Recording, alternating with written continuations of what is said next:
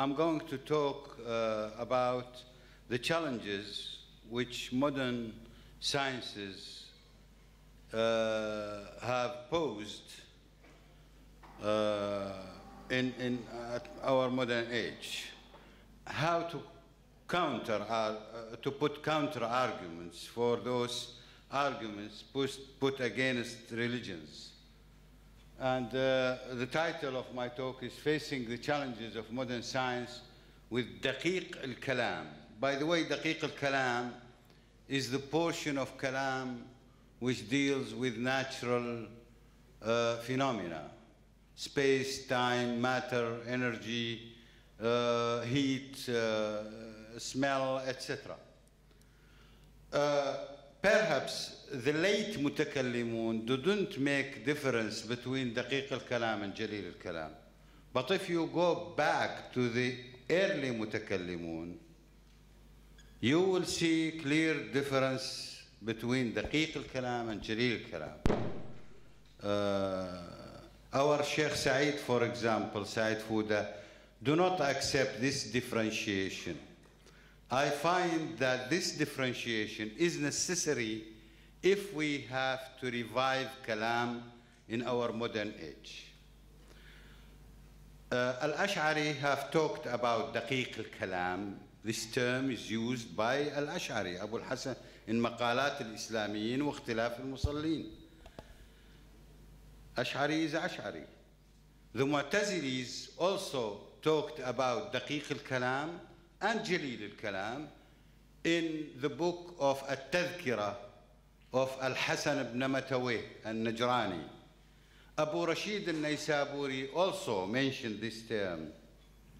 Al-Qadi Abd Jabbar al-Mu'tazili also mentions this term. So if we have a use now in this age, I mean, why should we stick to the late mutakallimin way of dealing with Kalam and ignore a valuable jewels that was established by the early mutakallimun, including Mu'tazilis and Ash'aris, both Mu'tazilis and Ash'aris, and you will see they established certain principles which were unfortunately mixed up with philosophy under the late mutakallimun after beginning with Al-Fakhr al-Razi.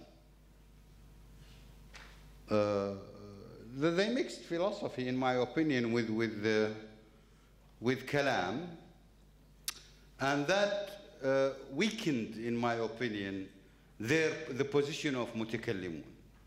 After that, as you all know, Kalam was abandoned nearly from use and was thought as if it is something luxury, while it is a very powerful tool, in my opinion. If we go back to the early mutakallimun, we see very strong arguments which are of use today with our modern physics. We see arguments and clear answers to the questions posed half an hour ago. The young gentleman who asked about the vacuum, for example, or the nothing. The Mu'tazilites do have an answer. Why should we ignore them? In my opinion, we are no longer biased to be Mu'tazili or Ash'ari. But Mu'tazili and Ash'ari is gone. It's part of the history now. We have to create new trends in Kalam. We have to create a new approach in Kalam which goes along with the development of knowledge in the world, in our modern world. It's no good referring to an old guy or old argument and keep repeating the same argument, and modern physicists say this is an old gum that you are chewing. we can create new trend, new ideas. And the seeds are already there in the old Kalam, especially with the early mutakallimun. I don't say that the late mutakallimun has nothing. This is not true. They have also valuable contributions that we can make use of, especially Abaduddin al-Iji. I find in the book of Al-Mawaqif things which are arguments which are really valuable. So I am going to talk, to clarify myself actually, in this direction. I'm not going to talk in the direction of the late mutakallimun, unfortunately. I will stick to the ideas of the early mutakallimun, who flourished during the 2nd and the 3rd and the 4th century after Hijrah. Afterwards, as you know, Al-Qadir Billah prevented mutakallimun from spreading their ideas or writing their books. And much of their legacy has gone unsaved, unfortunately. Modern science presents challenges to the religions and religious belief in several venues. The first is the question of creation of the world, whether the world is in need for a creator, sustainer or not. The second is the question about biological evolution. And the third is the question of the purpose and destiny. There are other challenges, but I chose only these three. I believe that we need new arguments, as I said, to deal with these challenges. I will try to investigate the role of Daqiq al-Kalam in providing possible solutions for these problems and questions. I would concentrate on the scientific evidences rather than the philosophical and rhetoric arguments. I would take the last question first, by the way, which is the destiny. Next. Modern science, and especially physical science, have posed serious questions. People say that the world is run by laws of nature, or sometimes they say laws of physics. For example, Lawrence Krauss, a cosmologist, says that the assumption of a supernatural shenanigan, this is how he put it, is unnecessary. With persistent success of the laws of nature or laws of physics, and now, until now I am confusing both, by the way, laws of physics, laws of nature. With this success of these laws in predicting what's going to happen next, people thought that the world is run by these laws, and therefore there is no need, as I said, to a supernatural creator. Richard Dawkins, as you all know, wrote a book under the title The Blind Watchmaker. He means that the universe, the whole world, was created by a blind creator. That's to say, there is no need for a creator. It's only the laws of physics or the laws of nature which creates. Steven Weinberg and Sean Carroll find the assumption of the presence of a supernatural being unnecessary. They are overlooking actually the problem of purpose simply by denying it. Steven Weinberg says, for example, the deeper I think about this universe or this world, the deeper I get convinced that there is no purpose. It has no purpose. Because he's blind of the purpose. He's blind of the order, the law and order governing this universe. And he thinks, and this is something that we should understand, most atheist physicists, scientists, have built-in belief that laws of nature or laws of physics are responsible for running the world. But we will see that this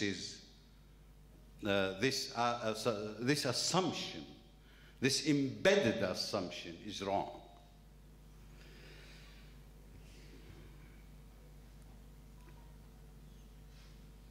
Well, we say, is it true that the laws of physics or laws of nature run the world? Well, come on. What is a law of nature? I may think about laws of nature or laws of nature, but first let us define what's a law of nature. What's a law of physics? I am pleased to see one renowned physicist here or two in this room, and if I am mistaken, Professor Torla can correct me, because he's a physicist, a theoretical physicist.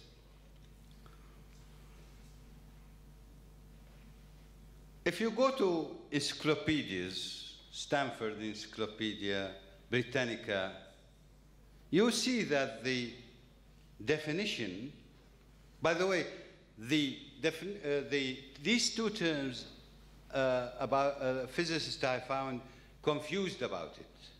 For example, Paul Davies says in one page, in one paragraph of his book, The Mind of God, given the laws of physics, the universe can create itself from nothing. After 5 or 6 pages, he says, laws of nature are responsible for creating the universe. Now you tell me, do you mean laws of physics or laws of nature? Or are they the same? In fact, they are not the same. Laws of nature in encyclopedias, as described in encyclopedias, are the natural phenomena occurring without specifying any explanation for it. Fire burns cotton without any chemistry. I don't need any chemistry explanation or physical explanation. Fire burns cotton. When you put cotton into fire, it will set up into, it will burn. This is a law of nature. What's a law of physics? Law of physics are those statements or mathematical expressions describing the functional relationship or relationships sometimes of the variables affecting the phenomena. For example, if I throw this from my hand, it will fall to the ground. This is a law of nature. But to say that there is a force of gravity which is proportional to the mass of this bottle and the mass of the Earth, directly proportional, inversely proportional to the square of the distance between the two bodies. This is a law of physics, which we call Newton's law of universal gravitation. I have to clarify this to understand what I'm talking about. Laws of physics are descriptive, but by no means are prescriptive. They describe the phenomena according to our understanding, of course. Laws of physics are our own mental construct, and they are fallible. They can be changed, mutable. That Einstein changed the law of gravitation, refused Newton's law of gravitation, and later he found that it is only an approximation to another law, which is the Einstein law of gravitation. And the concept of gravitation also was changed. So it's not the mathematics in which the laws of physics are described will change over years and ages, but it is the concept itself. According to Newton, the gravity is an action at a distance, while according to Einstein, it is curvature of space-time. Completely different concepts. From quantum mechanics, and according to the above definitions, laws of nature are known to be indeterministic. The natural phenomena is it has been proven in quantum mechanics, is indeterministic. By the way, in the macroscopic universe, the most probable event happens is that which conforms with what we call a natural law. That is to say, fire burns cotton. So when you burn the cotton, when you put the cotton in fire, it will burn. But not with 100% probability. There is a very, very small percentage that it will not burn. If I throw this bottle, even billion times, it will fall. But no physicist can tell me that it is 100% probability that I will find the bottle falling. There is 10 to the power minus 20 or whatever probability that it will not fall. This is what quantum mechanics teaches us. Therefore, no matter how small is the probability, laws of nature, not of physics, are indeterministic. Well, what else? Consequently, these laws cannot be reliable to be taken as self-dependent, acting entities, since there is a probabilistic, they are probabilistic in nature. And this probabilistic nature requires ruler deciding upon the occurrence of this or that probability. Laws of physics now we come, for example, Schrödinger equation, can give you or calculate the possibilities or the probabilities for each possibility. But no way a law of physics can tell you when this or that probability will happen. No law of physics can tell you when this or that, a low probability event or high probability, will happen for sure. It can give you probability. 99% probability, then 0.005 probability, then 0.001 probability for something else, another state of the system, but no law of physics can tell you when this or that probability will happen. Therefore, I cannot rely on laws of physics too. The question is, who is playing with these probabilities?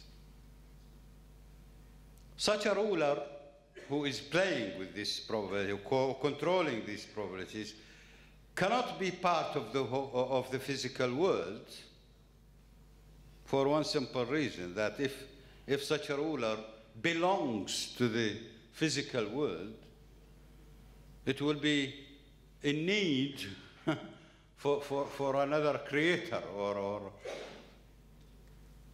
and so on, ad infinitum. Therefore, such a creator or such a controller has to be transcendent. And choosing between probabilities is a transcendent effect. Being transcendent, such an effect cannot be identified with any amount of certainty. Therefore, laws of physics cannot play the role of running the world, and laws of nature cannot play because laws of physics are our own invention.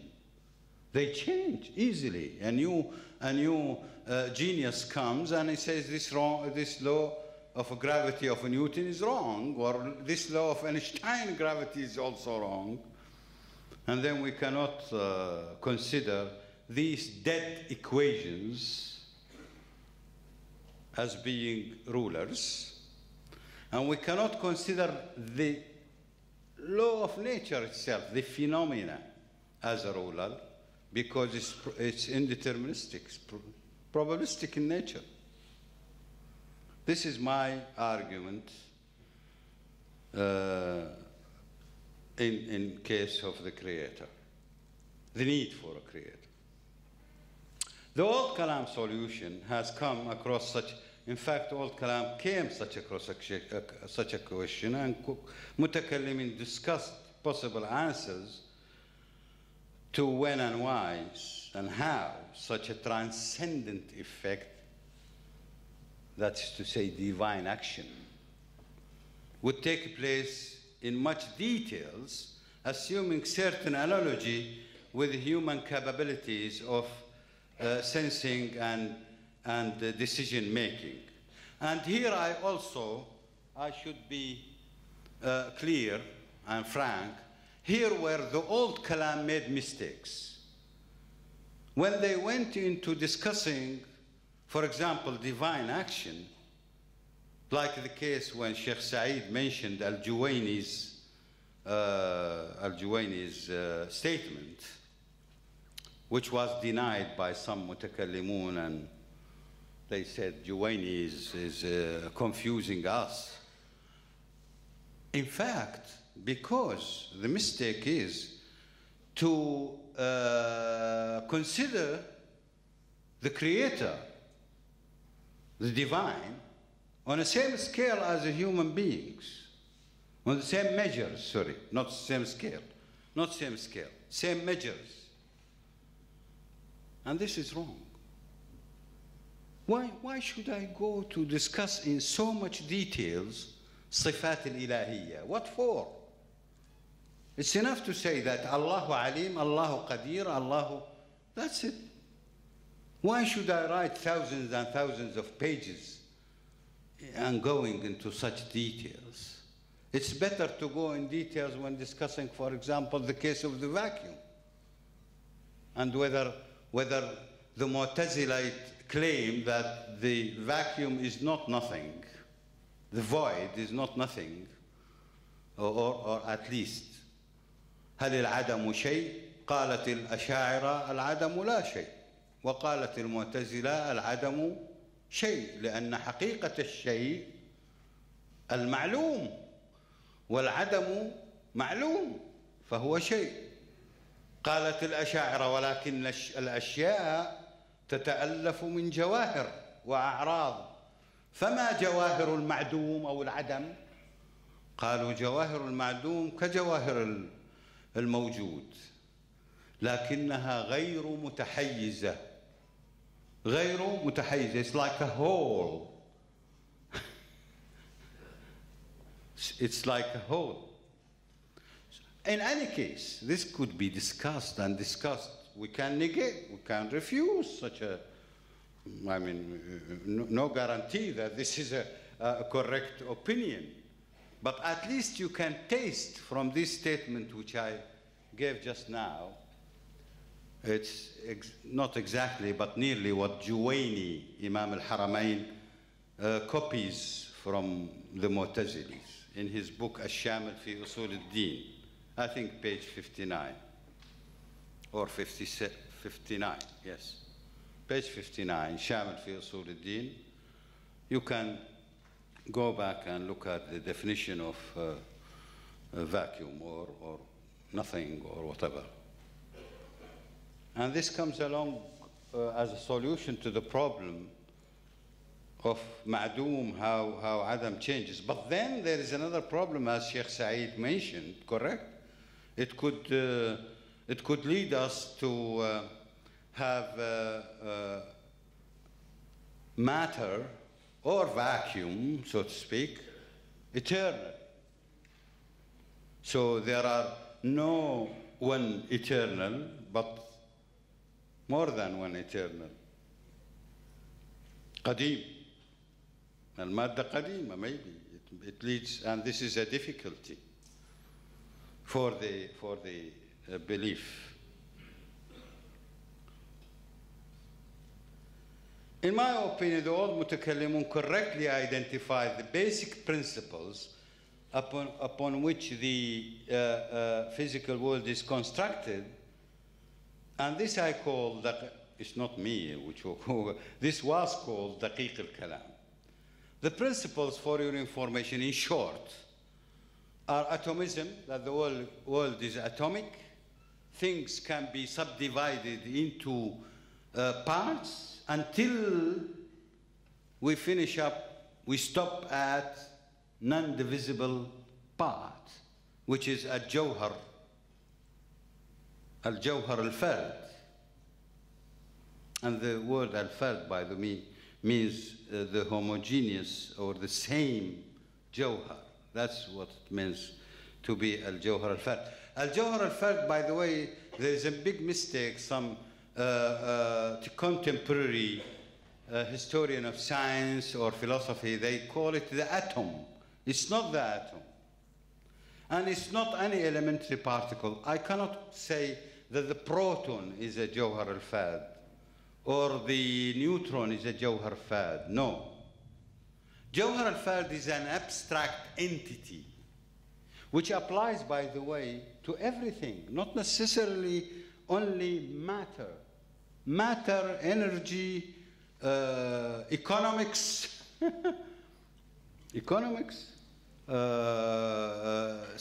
living cells, etc. Anything. Even it applies to some mental status, the theory of atomism, Islamic atomism. It applies to time. Time is discrete and is atomic according to mutakallimun.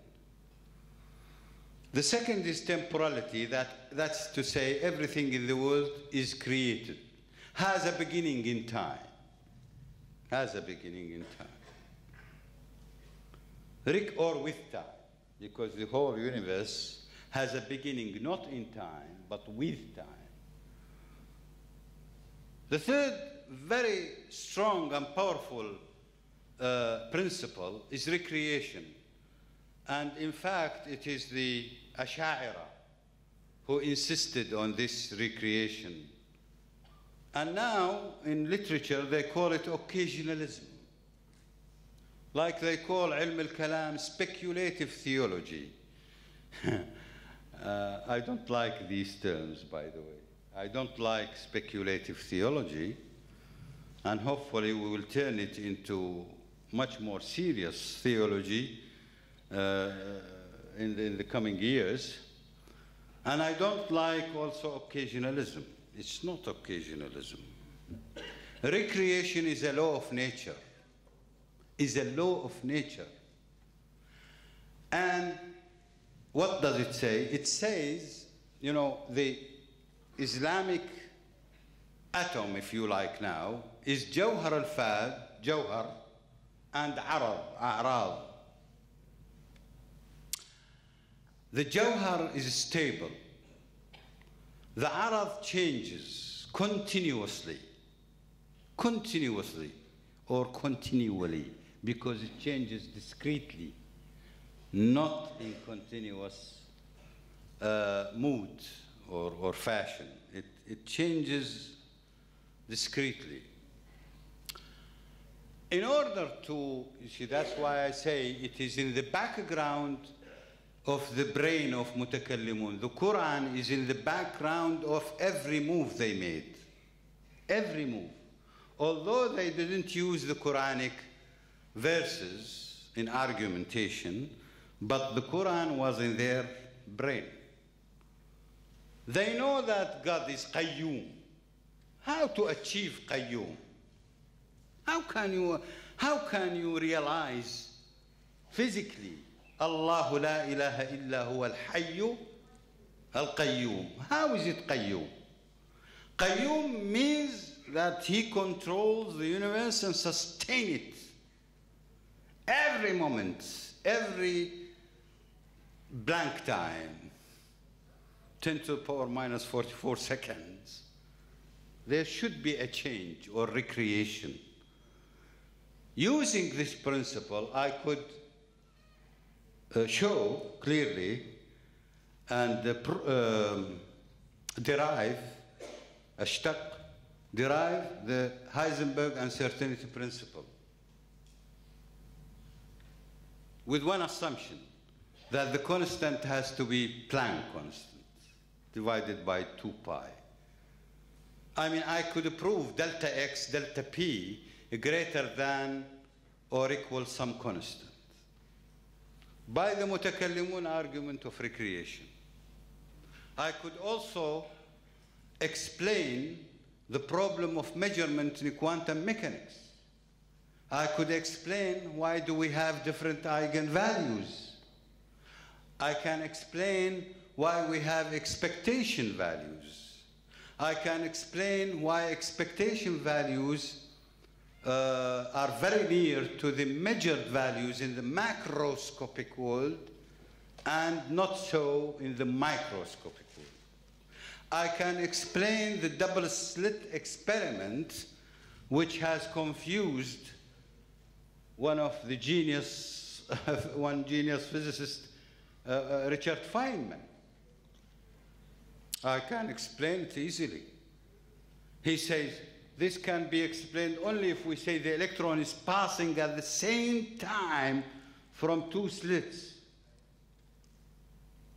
You know the 2-slit experiment. Yes, yes, yes. Within the measurement time we are performing in the experiment, within, the electron is jumping or being recreated between the two slits. I will explain this later, or show at least the diagram. It's recreated billions of times within the time of measurement. Suppose now these are 2 doors here, and you are looking a person approaching the 2 doors. But your vision time takes, for example, half a second, or let us say 1/100th of a second. The vision time. At the same time, within this time, the man has gone between the 2 doors, say, 500 times, jumping. Can you tell me which door he passed if your vision is 1/100 of a second, while he is making jump 1/10,000 of a second? Can you tell me which door he passed? You cannot.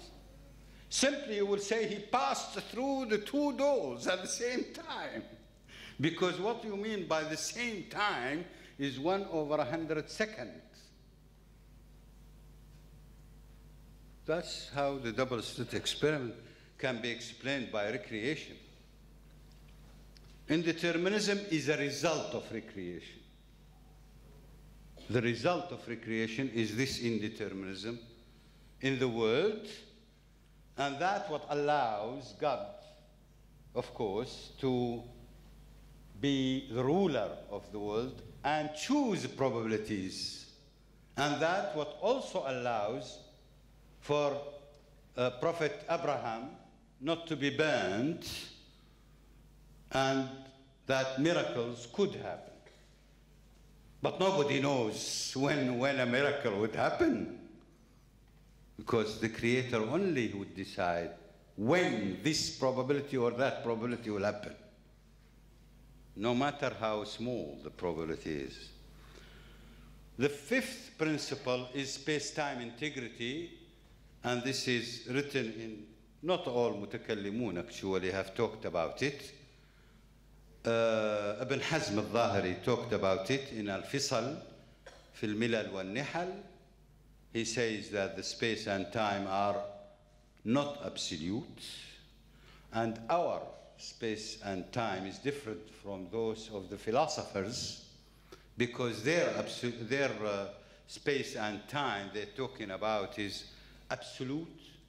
Ours is not so. He put it in this word, is not so. And then he talks about, and then Abu Hamid al-Ghazali talks about the time dimension. He says, time is like space, and it should be treated on equal footing.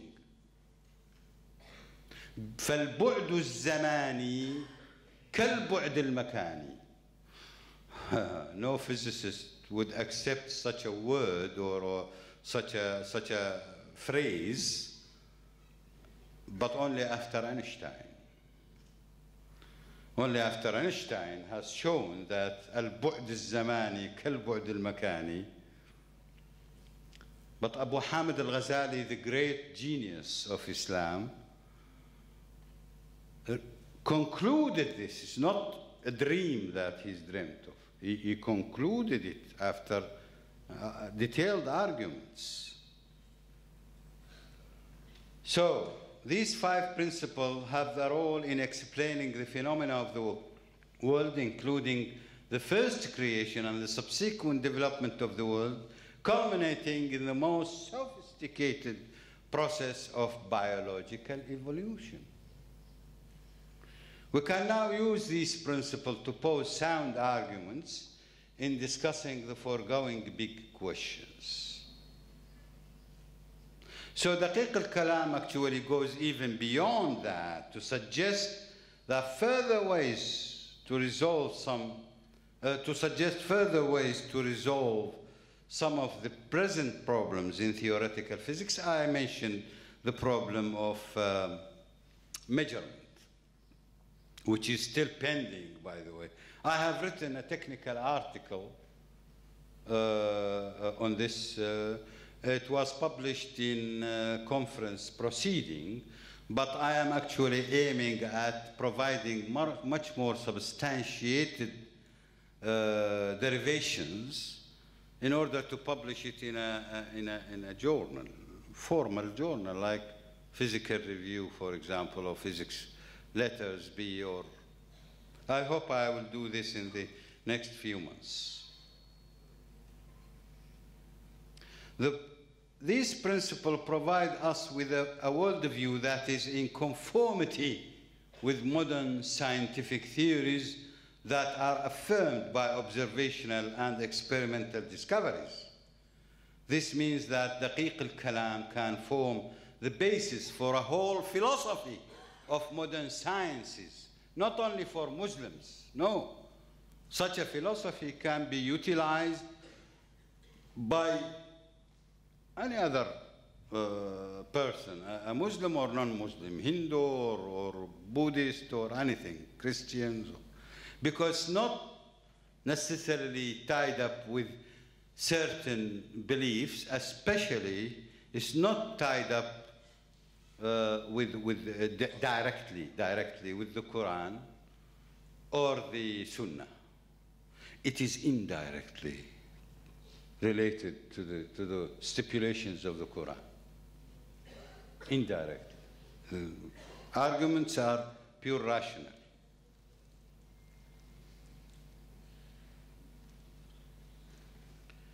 In my opinion, Daqiq al-Kalam will resurrect the philosophical content of science and reason in conformity with the unity of the world under dominance of its creator.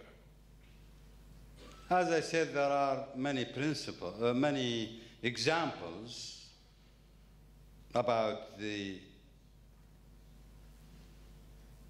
and use.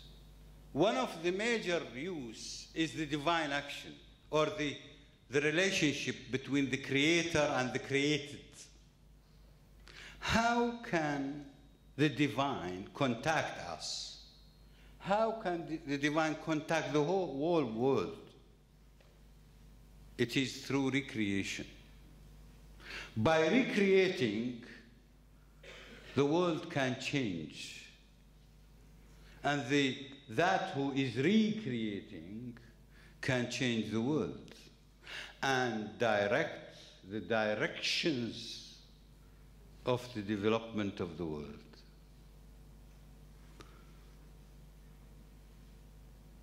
As I said, indeterminism also leads us to, or recreation lead us to indeterminism and the origin of Heisenberg uncertainty principle, how changes occur, including, and this I already explained. You see, this is one more click, please, if you can. It's not shown here. Yeah. This is the double slit experiment. There is electron source, here electron gun, and electrons come and pass through two slits. They try to hit one electron at a time. Only one. Obviously, the electron will behave like a wave, so if you have a beam of electrons, well, they will say electrons behave like a wave, and the waves passing through two slits is well-known phenomenon called interference. Now they perform an experiment by which they shoot one electron at a time, every second, one electron. And they found that the interference pattern shown in this on the board or on the detector, the same interference pattern happens again. It should not happen. Unless the electron is passing at the same time through the two slits, only then. That's what turned Richard Feynman mad. And he said, whoever tells you that he understands quantum mechanics, you should be sure that he understands nothing.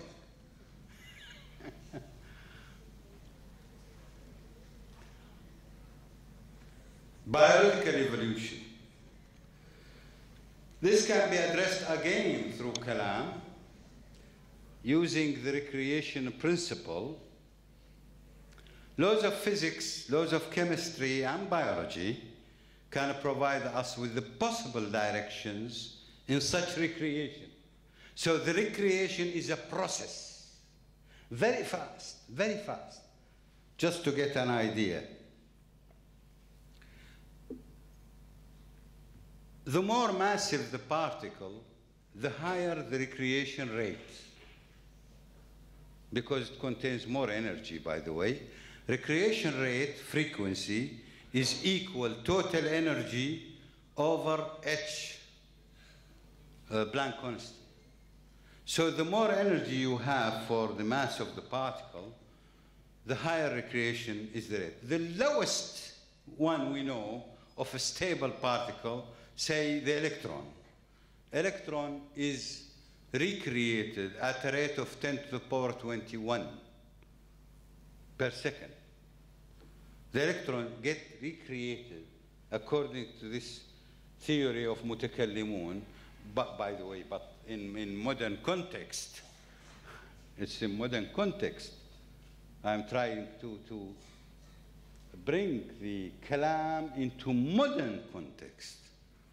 It gets recreated 10 to the power 21 times a second.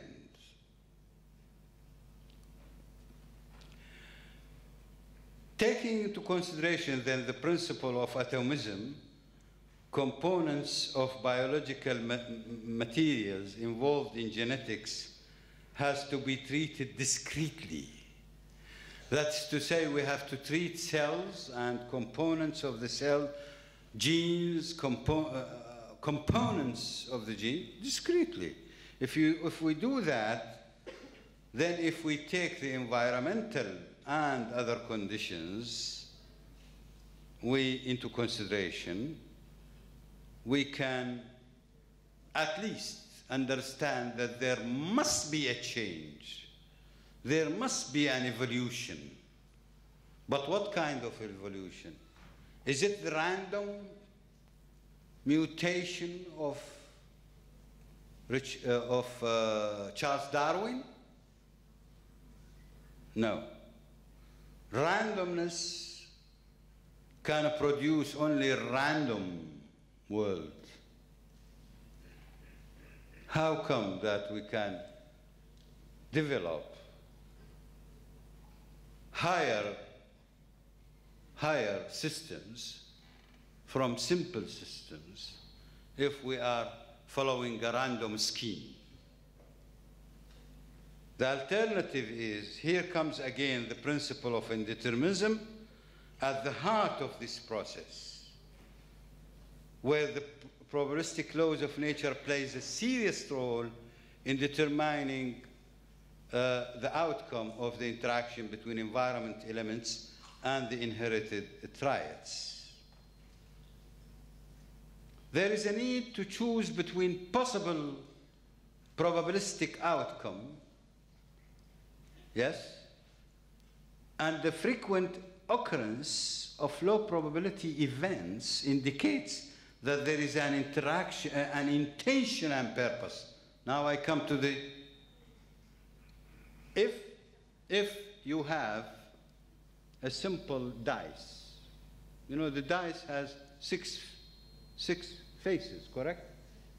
Now if you throw the dice and you get the face 2 on the top, and then you throw it again and you get 2 also, the same face. And you throw it the third time and you get 2. Immediately you would say there is something wrong with this dice, isn't it? It is intended to have this direction of probabilities. I know every face has 1/6 probability. If I throw and it gets 2, then the second time I throw and it gets 2, the probability is 1/36. And so on. If the third time is 1/6 multiplied by 1/6 multiplied by, so it's 6 multiplied by 36, 1/6 multiplied, and so on. And that would evidently makes the probability very, very low. But if it happens, by the way, it may happen, then you should inspect the dice. You will discover that the face opposite to the 2 is heavier. That is to say, the dice is not homogeneous. Not homogeneous means it has been fabricated intentionally to play this number. Is it not? So if the universe is evolving in a way, in an ascending way, so that a human being comes from one single small cell after billions of years, that's what evolution is all about. This means that there is a directed, there is an intention behind it. So I'm not discussing here, by the way, evolution. I'm discussing the purpose.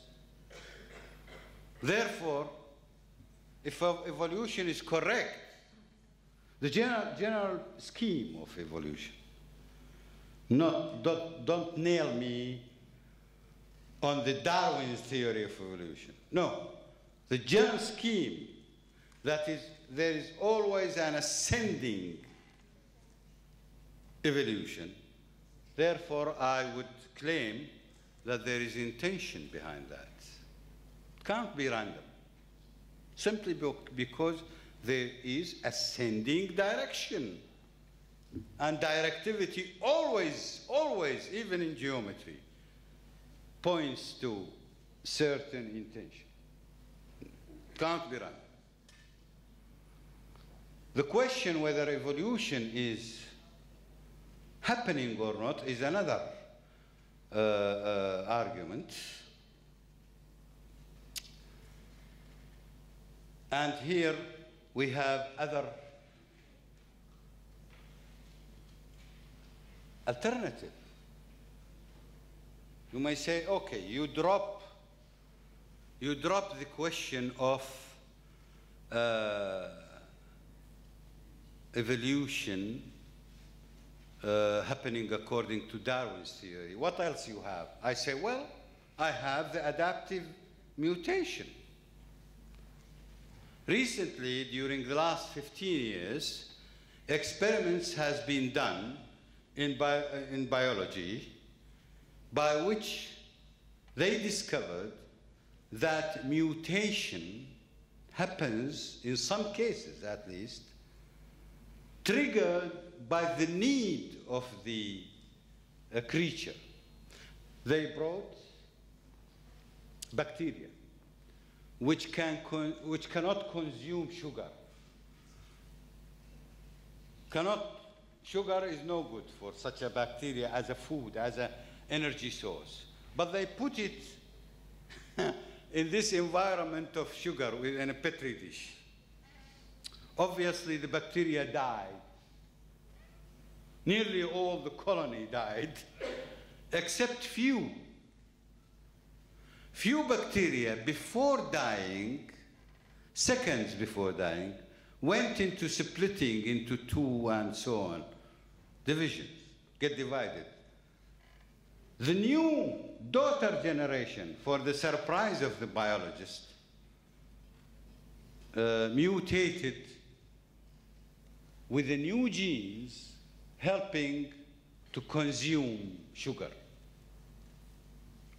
There is several articles about this subject written in Nature, the very famous journal, scientific journal, during 88, 89, if somebody wants to look at it. Also, John Joy McFadden, the biologist, I met him at Surrey University, actually. I met him a few years ago, has a book titled The Quantum Evolution. He is pro-adaptive mutation. Last year, I went to Leeds, and I asked my daughter, who teaches in medical college, and I said, Ula, I have a problem with evolution, because the more I listen to Richard Dawkins, I feel myself under the influence of these powerful arguments he's putting. And she says, what do you want? I say, I want a decent professor who is not biased to Darwin's theory of evolution to answer my questions. I went to Professor Bonas, William Bonas, and she introduced me to him.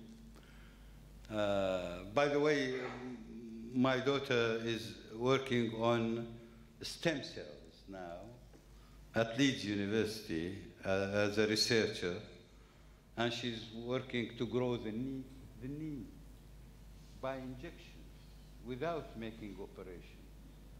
You will have a new knee. Anyway, Bonas was very helpful. I asked him a clear question. I said, Richard Dawkins is a professor of biology or biological sciences at Oxford. Should I believe what he says? He said, Richard Dawkins looks at the world with one eye. You don't have to believe every word he says, because he is keeping eyes shut about certain experiments. I said, which, like what? He said, like adaptive mutation. He never talks about adaptive mutation. For one good reason. Because in Darwin's book, The Origin of Species, Darwin discussed such a question. And he says, if it is experimentally proved that adaptive mutation exists, then this will mean the collapse of my theory. It is adaptive mutation. Cannot be random. By the way, whenever we deny certain theory, we should have a replacement. We should suggest a replacement. In this case, the evolution. In other case, the explanation of the vacuum. If we deny the explanation of the vacuum as being composed of virtual particle-antiparticles, okay, we can deny that, Sheikh Said, but we have to provide the poor people with an explanation of the nuclear forces. We have to bring them another theory, or at least we should say, keep it as you believe it until we find another theory. We cannot deny it.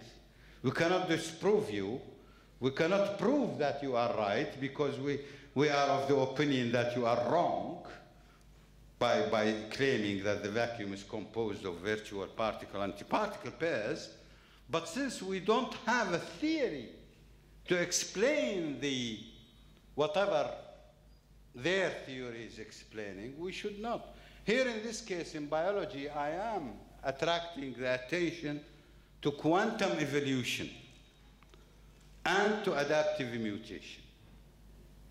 There are about 5 or 6 original papers written on this subject, experimental and theoretical. And there is a book, as I said, Quantum Evolution by John Joy McFadden.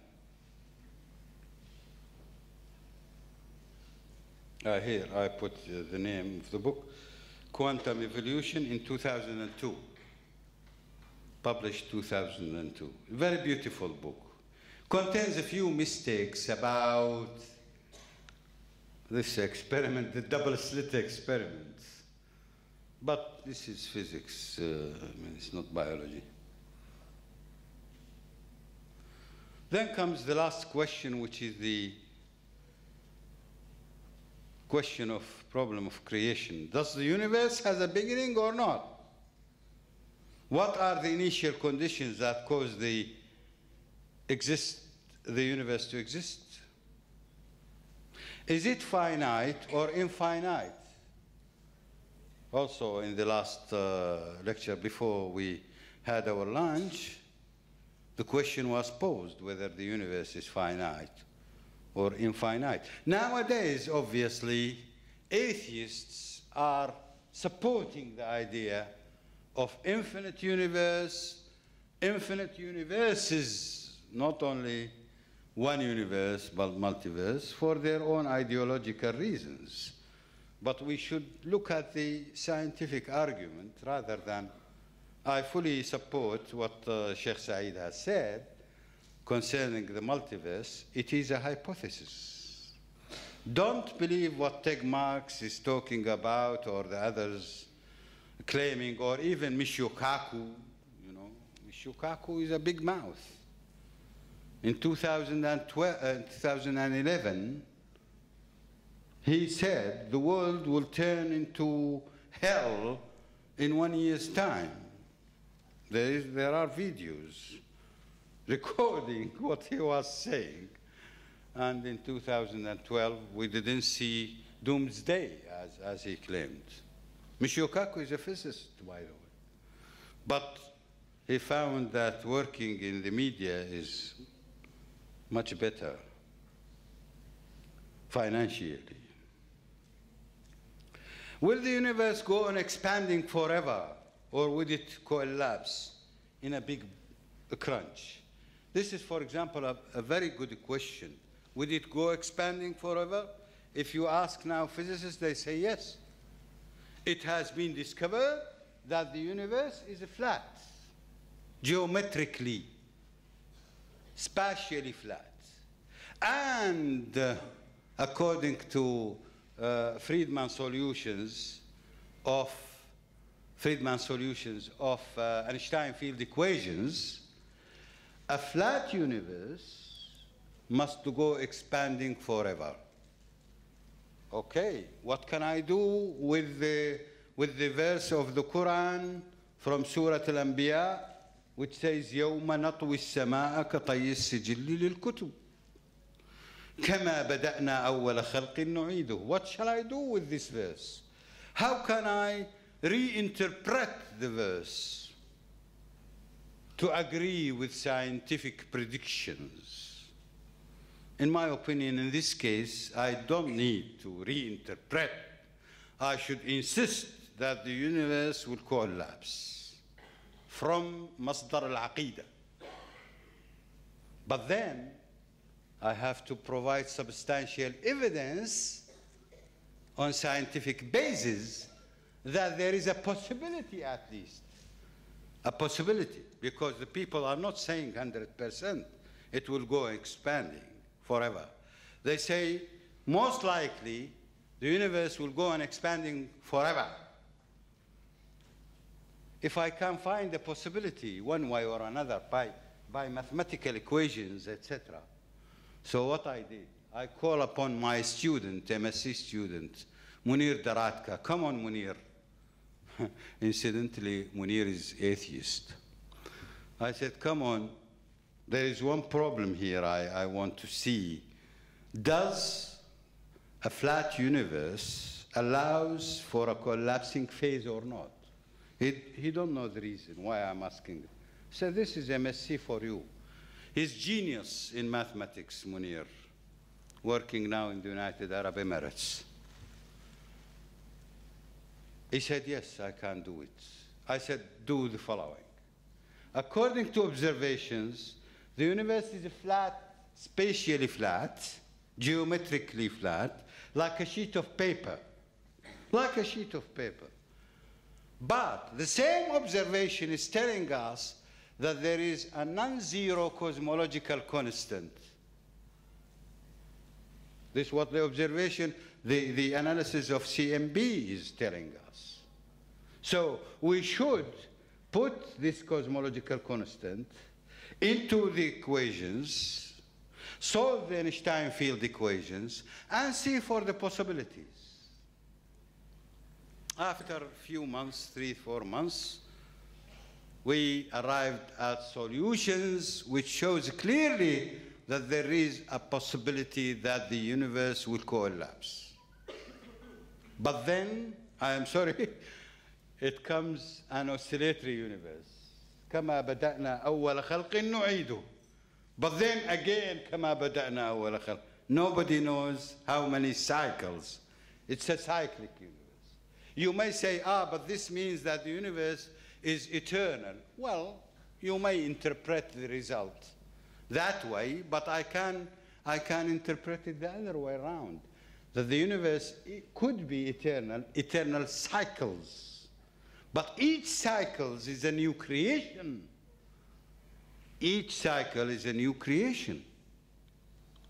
It goes to nearly zero, by the way, bounces. Nearly zero size, and then bounces again. This is كما بدأنا أول خلق نعيده. And you will be surprised. Not absolute zero, no, no, no. Very, very small, a blank size, which is not a material anymore. It's a blank dimension. You will be surprised. How can we deal with a flat universe in 4 dimensions? We consider the surface of a cylinder, because the surface of a cylinder, although it looks curved, it's not curved. You can cut the cylinder and put it on a table. It will turn into a sheet. So it's not actual curvature. Apparently, a cylinder is curved because you can cut it without adding or subtracting from the surface and put it on a table. It will become a rectangle. Why, if you have half oranges, you cannot put it on a table without cutting it or adding something. You cannot magically say an orange. That's why the orange is a curved surface. Yeah. The thing is, because you consider it a sheet, when the universe collapses, it gets rolled like a sheet of paper to become a line. It becomes a line singularity that bounces at it.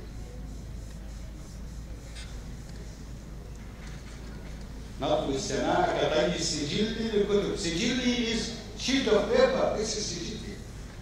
When you write something on the sheet of paper, it becomes kitab. Kutub. It's not like that. The books were not like that. The books were rolled. This is, by the way, the common figure for the history of the universe. But there are many questions.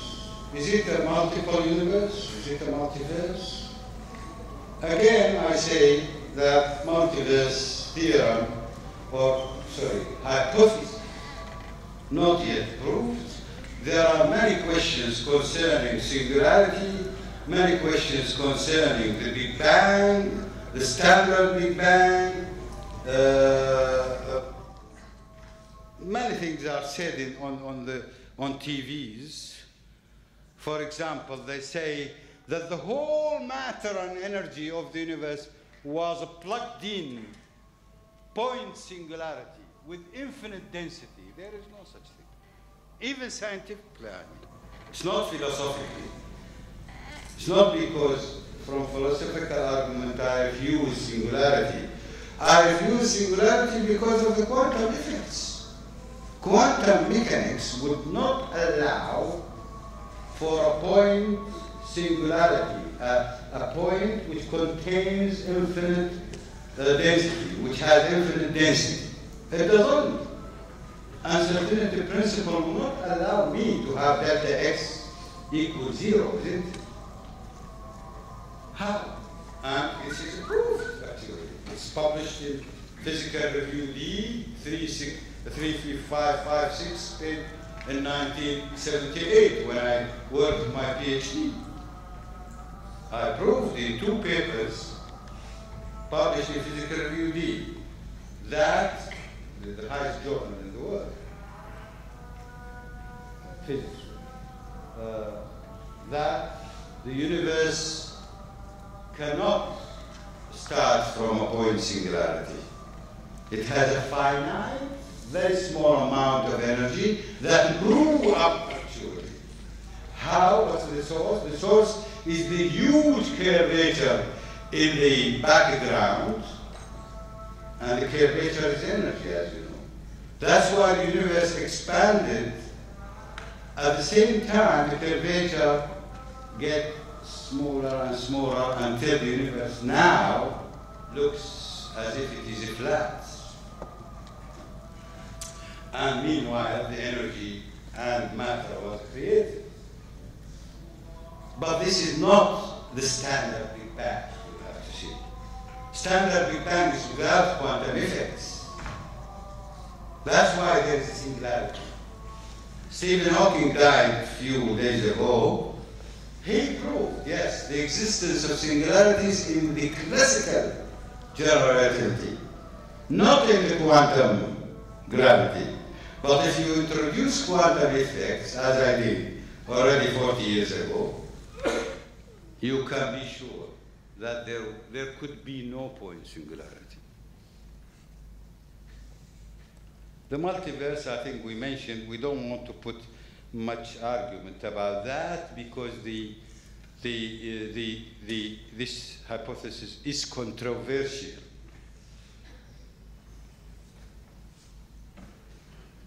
Perhaps some Muslim would say, this is nothing against the religion, nothing against our aqidah. There could be billions of universes. Okay. Destiny. What is our destiny? Our intuition tells us that the world should have a purpose. What purpose can be? The main achievement of human beings is gaining knowledge about the world, its construction, organization, function. Whether in physics, biology, or chemistry, or philosophy, or Kalam. This is the goal. It is to know the creator and the sustainer of the world. Such a highly organized world should have a destiny. Such a destiny is expected to be a qualitative change in the status of a human being. This can only be achieved if these humans are to have continuation into new creation with completely new environments. Obviously, the question remains, why? In the new creation, we can speculate about the qualities and environment of such a new creation, but certainly the knowledge we gain in this life, which we are living now, is expected to have a value in the new creation, as the holographic principle indicates. What's the holographic principle? You know, Stephen Hawking, who, as I said, died a few days ago, in 1975, since 1975 to 2004, he believed that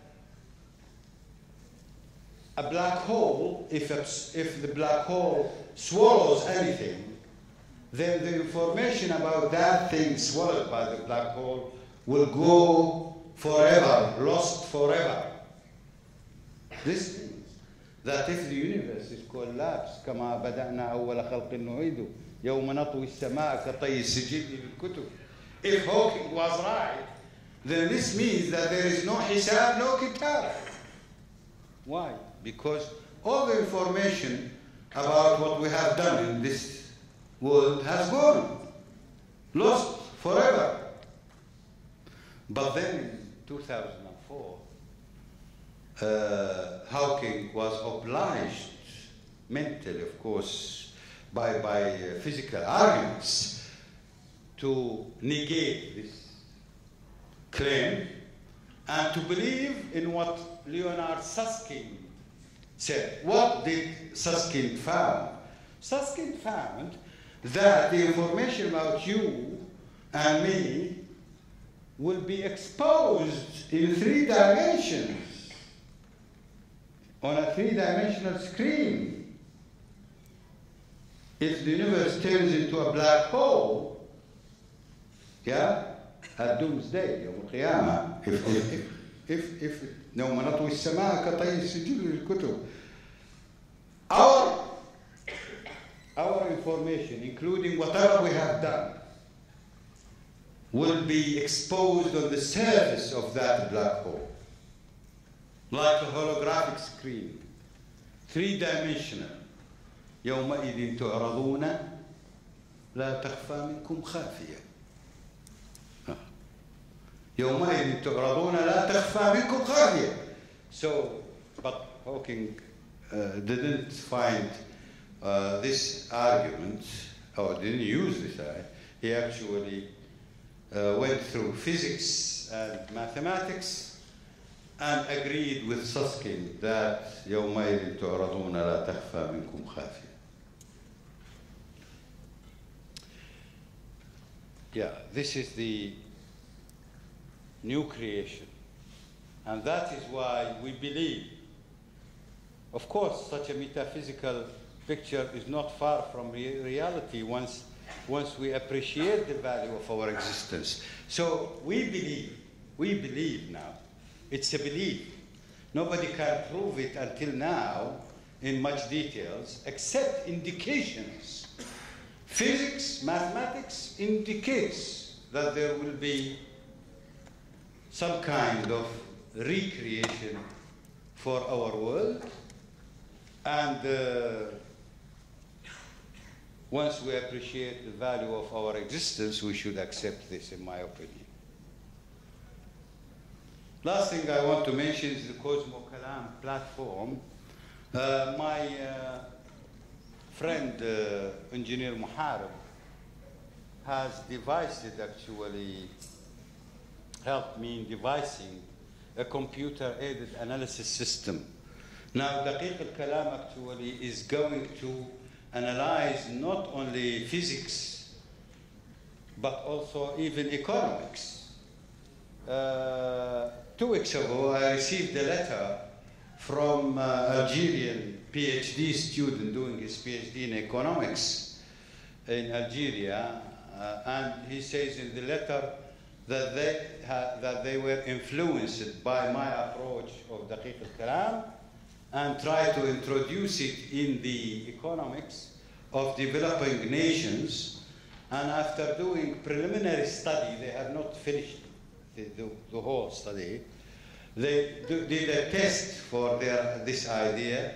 They found that it could propose the results, treatment, analysis of Daqiq al-Kalam to economics, could propose new solutions for developing nations.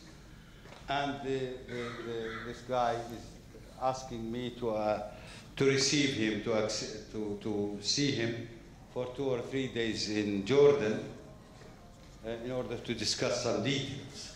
I was surprised. I didn't expect one day that Daqiq al-Kalam so soon will get into dealing with economics. But it seems that I'm very confident. I am not yet. I have to see further details, of course.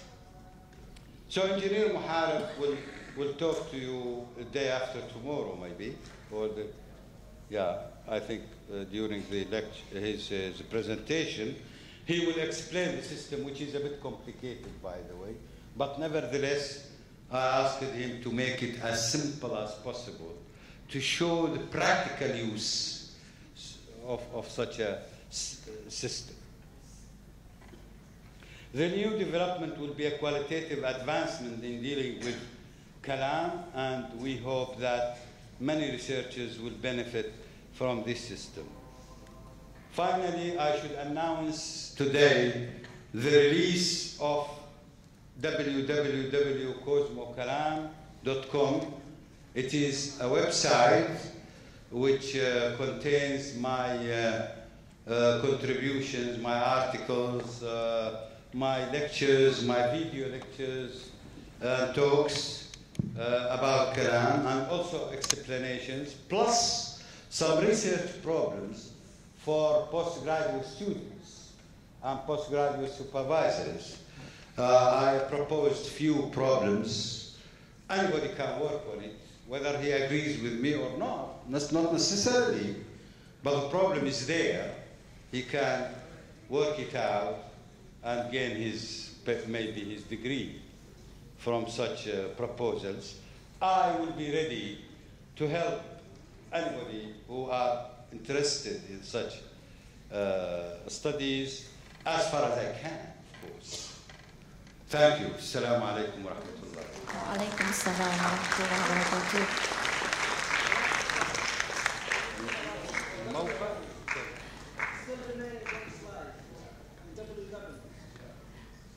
Professor Basil, we do have 15 minutes for question and answers. Or are you playing the website? Oh, okay.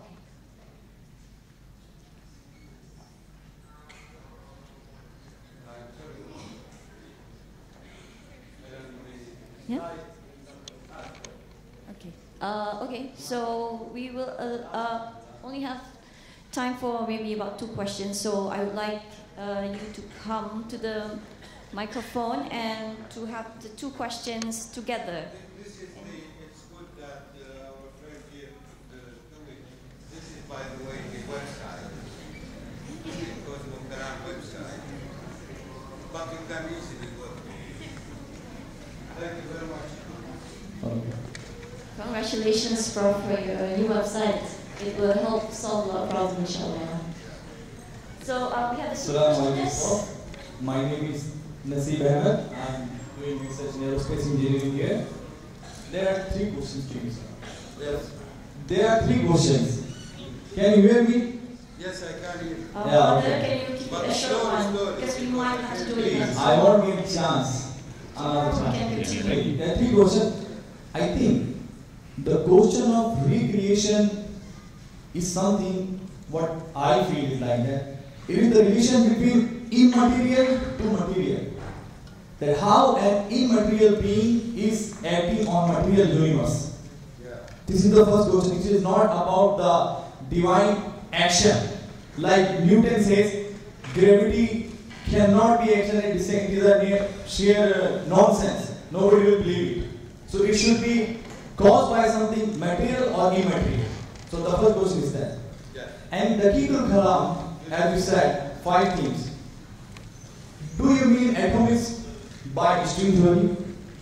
Atom is of Kalam, Daqiq al-Kalam. Do you mean it is equal to string theory? The second, temporal creation. If you are saying delta x cannot be is equal to 0, it cannot be. Then you are saying universe is eternal. Eternal. And the third one, if the mass of top quark is equal to 189 of proton, if string theory is explaining this mass by cancelling out all the vibration, then what is wrong in this? Thank you. The answer is this. First of all, Daqiq al-Kalam, the second question, it's not a string theory, it's not atomic theory, it's not.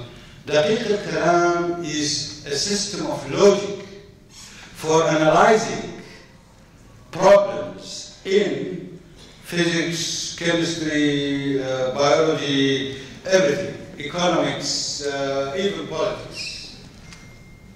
But with different efficiencies, by the way. It's most efficient when you deal with physical problems. In physics, it's very clear.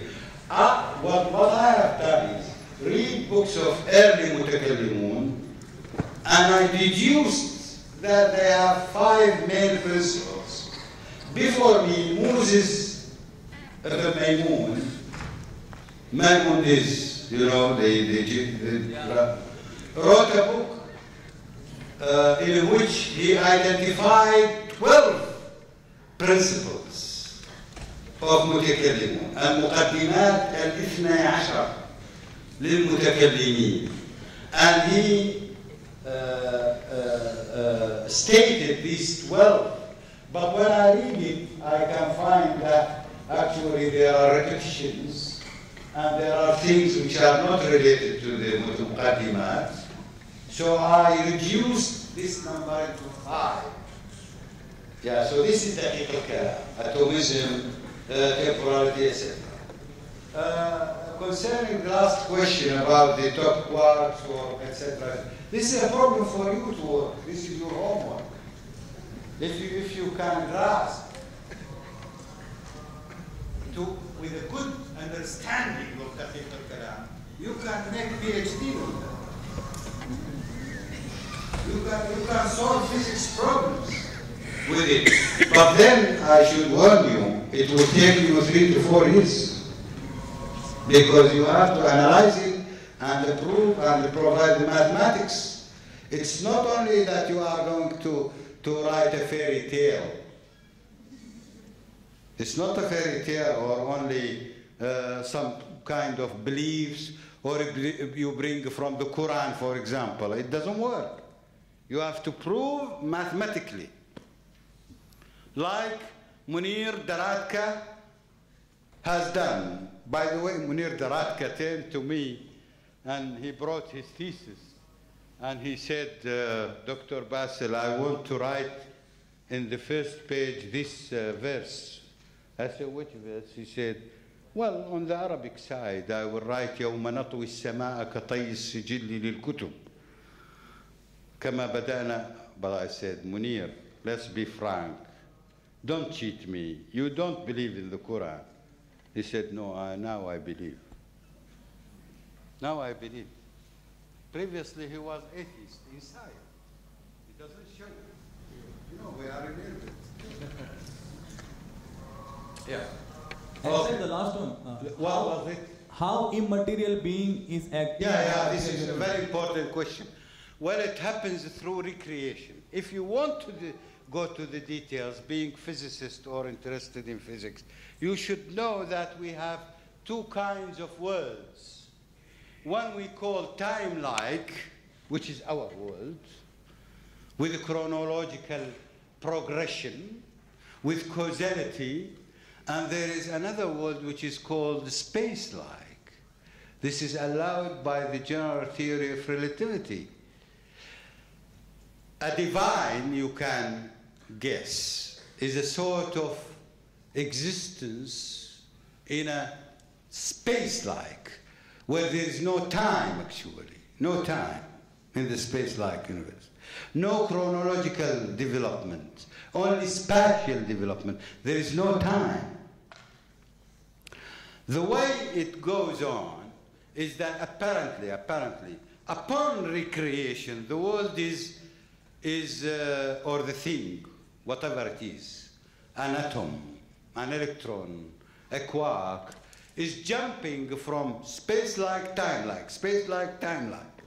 And this I could test with the so-called duality transformations, by the way, which now I call, I have a version of duality transformation, which is space-time duality.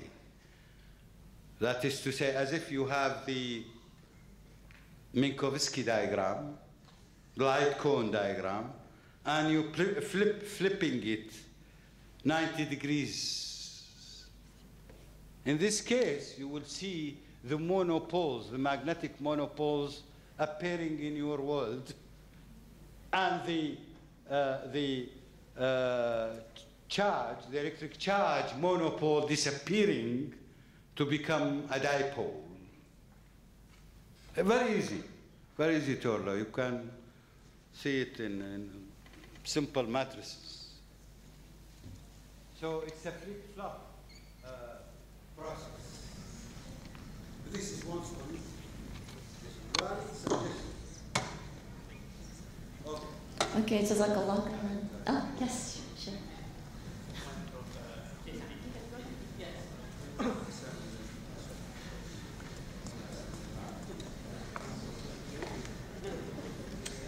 I want to ask you about three questions. Okay.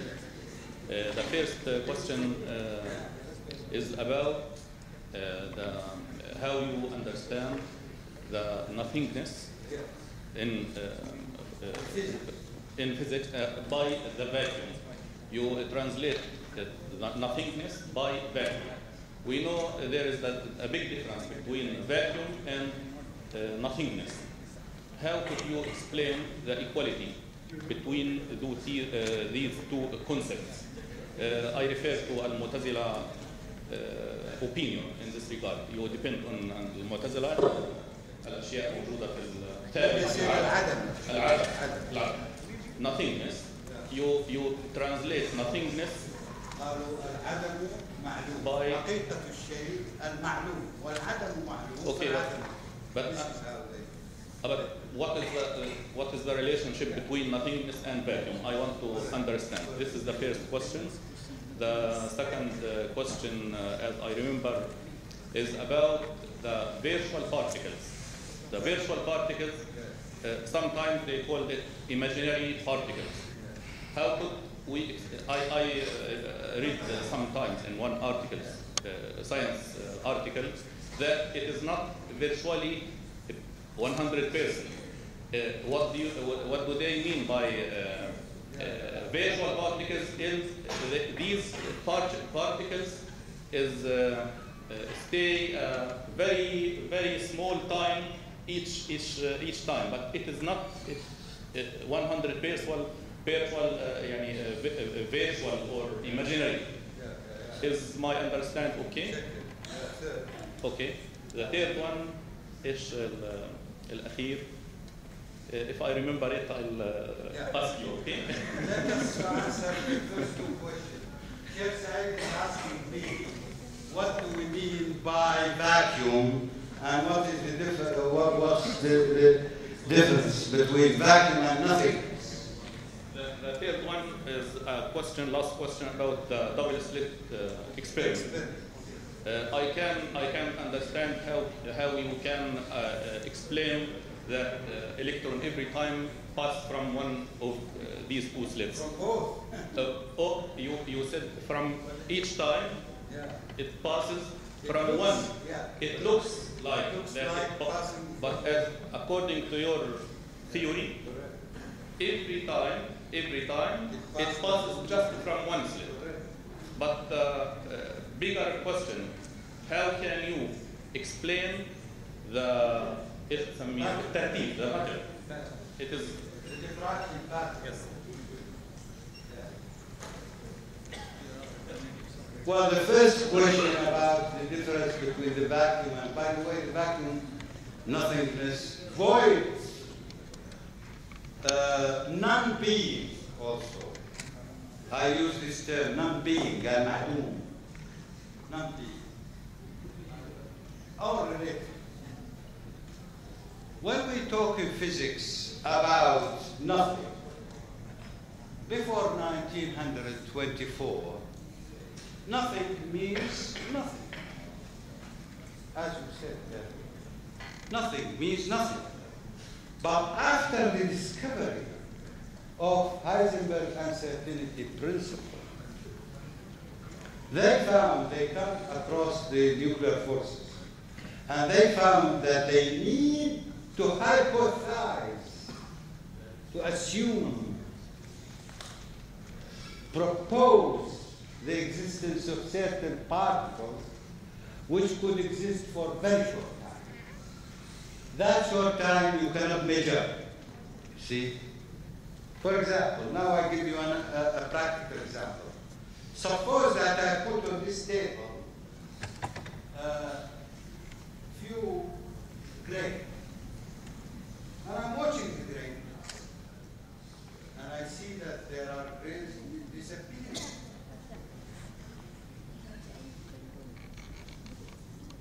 Disappears. Where is it? I close all the doors, and I find if I close all the doors, there is no grain missing. No single grain is missing. I open one door here, and I watch the door with my eyes all the time, watching. But I don't see anything. I only see the grains are missing. What can you explain that? How can you explain that? Who is interested to pinch these grains? It should be a bird, isn't it? But how come that the bird is coming and pinching the grain without being seen? It must be that the bird is coming with a speed, very high speed, pinching faster than my eye, please.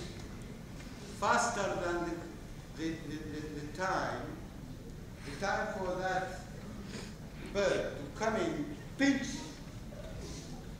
the grain and disappear is shorter than the time needed to see the grain by my eyes. That is to say, the distance divided by the velocity of light.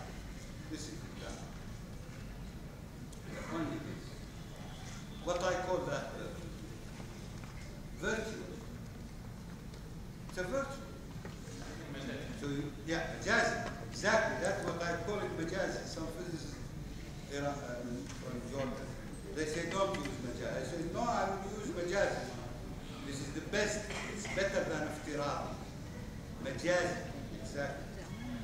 So it's not haqiqi, correct? But then we have to accept it. Otherwise, if you how can you explain nuclear forces? In the nucleus, just like you well know that there is protons. Protons repel each other. Why the nucleus wouldn't be torn out? لماذا لا تتمزق المواد البارده؟ ما هو فيها قوة هائلة متعاكسة. السبب أن هنالك بيرد اللي هو البايميزون طير يطير من النيوترون، نيوترون متعادل زائد ناقص، يطير من النيوترون شحنة سالبة negative charge flies from the neutron and ride on the next proton, very near the nearest proton. So the neutron becomes a proton, and the proton becomes a neutron. This is very fast. If I play with you with a ball, and I throw the ball to you, insisting on a condition that the ball should not leave my hand unless you catch it. Unless you catch it by your hand. You grab it. What would happen? You will come nearer to me. I will come nearer to you. Correct? Yeah. This is attraction. Nuclear forces. Nuclear forces plays this way. So the neutron becomes a proton, the proton becomes a neutron. That's why they call it nucleon. The actual status of the proton in the nucleus is not a proton, it's a nucleon, which is proton, neutron, neutron, proton, neutron, and so on. What was the other question? The double slit experiment, actually, we can only see these because of, as I said, the measurement of the measurement time is much larger than the recreation time. So there is certain trajectory.